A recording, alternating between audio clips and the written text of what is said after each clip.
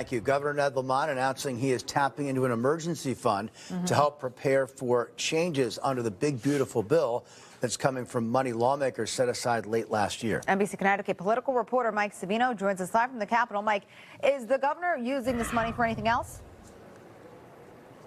Yes, Kevin and Amber. In fact, he's using nearly $19 million in total. This is under an emergency declaration that stays in place through Wednesday. That's when lawmakers return here at the Capitol. And the question at that time will be what happens with more than $300 million remaining in that emergency fund.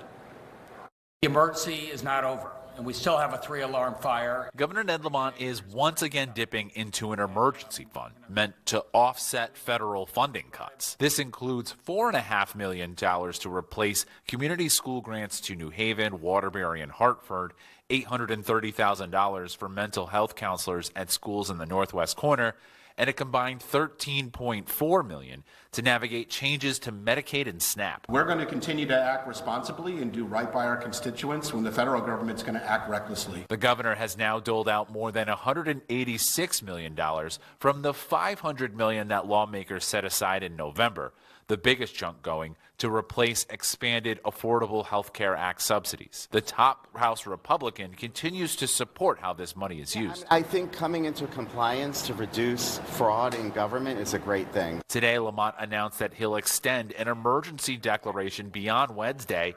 Lawmakers will then need to vote to continue giving him authority over the fund.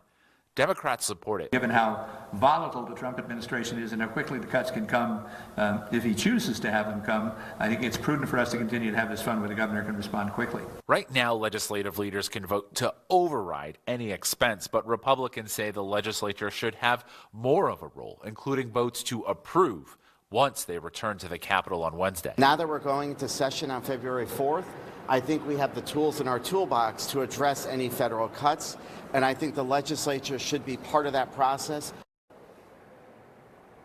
Now back to that $13.4 million for changes in Medicaid and SNAP. About $2 million from that will add community health workers who will be out helping people navigate changes to the eligibility requirements for those two programs. The remaining $11.4 million will pay for system upgrades at the Department of Social Services so that they can process those changes and meet some of the requirements under the big, beautiful bill.